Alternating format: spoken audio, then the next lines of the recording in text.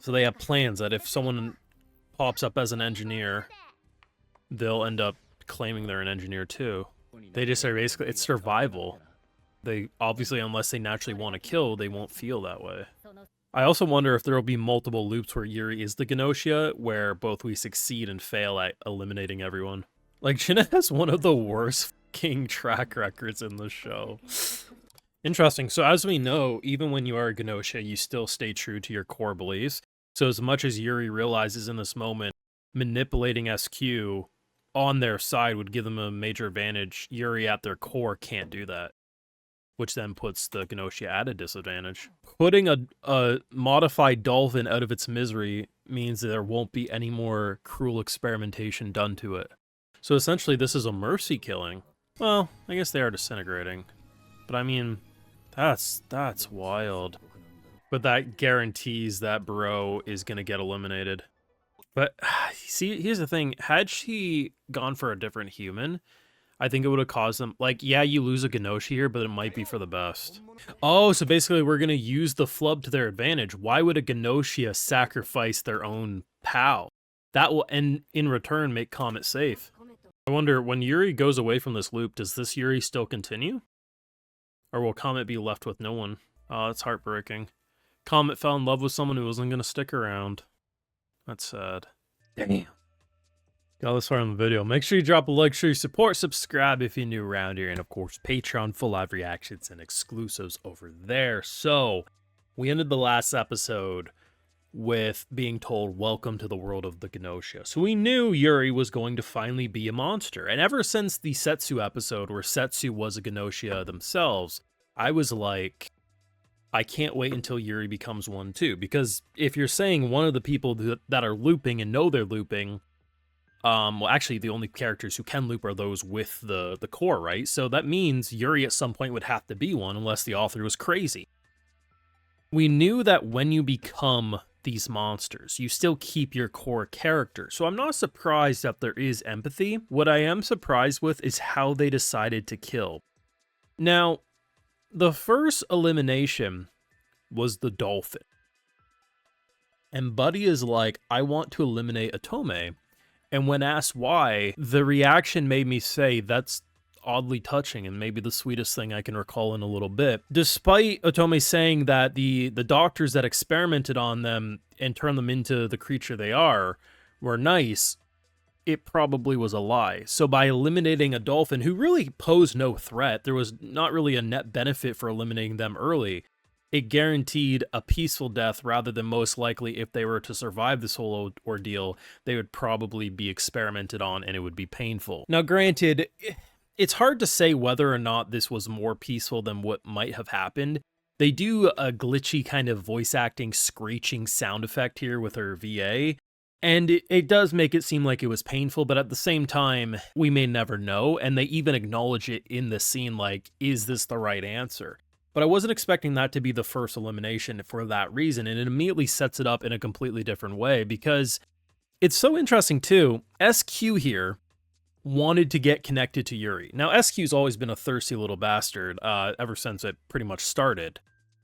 And Yuri themselves acknowledges that if I was to use this trust to my advantage, I would be able to massively get her on my side, and I'd be able to utilize this well. And Yuri says no. Yuri literally pushes her away and says, no, I don't want to. So, as we know, even though they are monsters, they stay true to their core, and Yuri is not the type of person who can use and manipulate, even if it makes assassinating these characters easier.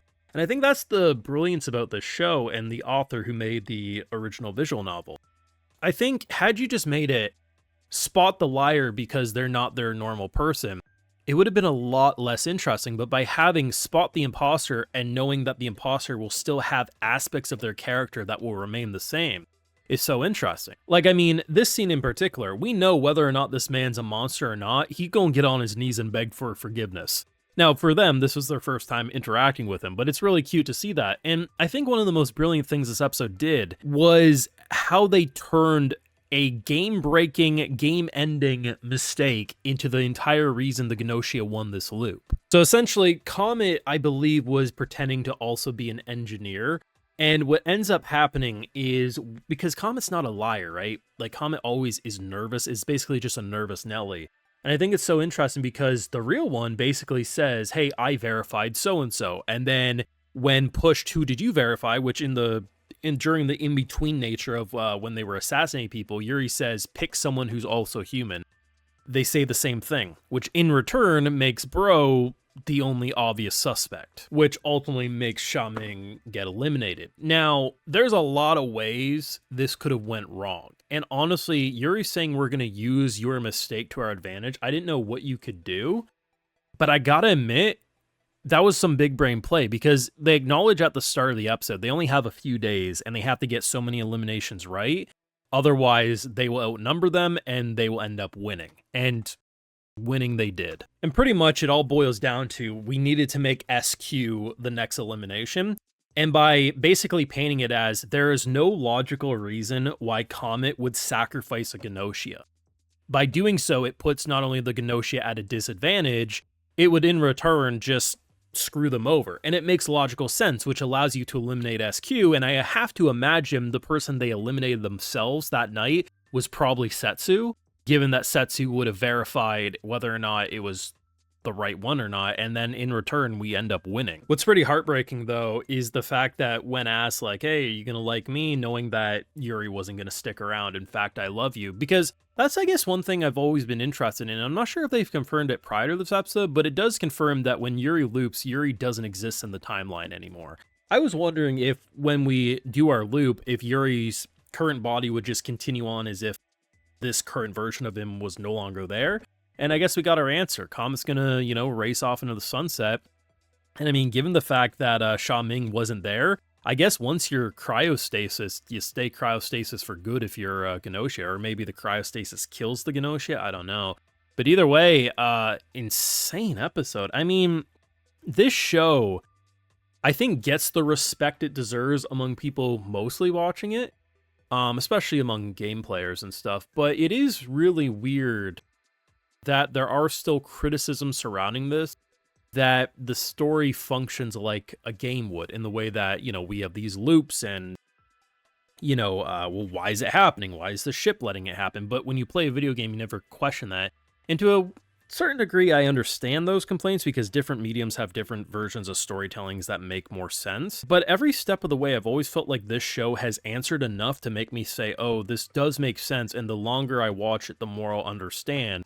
But if I'm expecting to understand everything on why things are allowed to operate a certain way by the first few episodes, or maybe even the first dozen episodes, then I'm going to be in for a rude awakening. I think they did a fantastic job this week. But you can let me know your thoughts down below. I thought this was an amazing episode. I'd honestly say it's on par with last week. Last week was more shocking and disturbing, but this week, in terms of flipping our expectations on its head, was just as engaging, if you ask me. Another 10 out of 10 episode of Gnosia, but your thoughts down below. Drop a like, share, support, subscribe. If you're new around here, Patreon is, of course, where I catch my full live reactions, so some more. Like I also like to give video shoutouts to my patrons who make videos just like these possible. All right, so today we got Wyack Wilkin, Sarah Bree, Soggy Toast, Jess Y, One-Eyed, I Am Here, and we also have Alexis A. So I appreciate the support, everyone. Please take care. Y'all have a good one.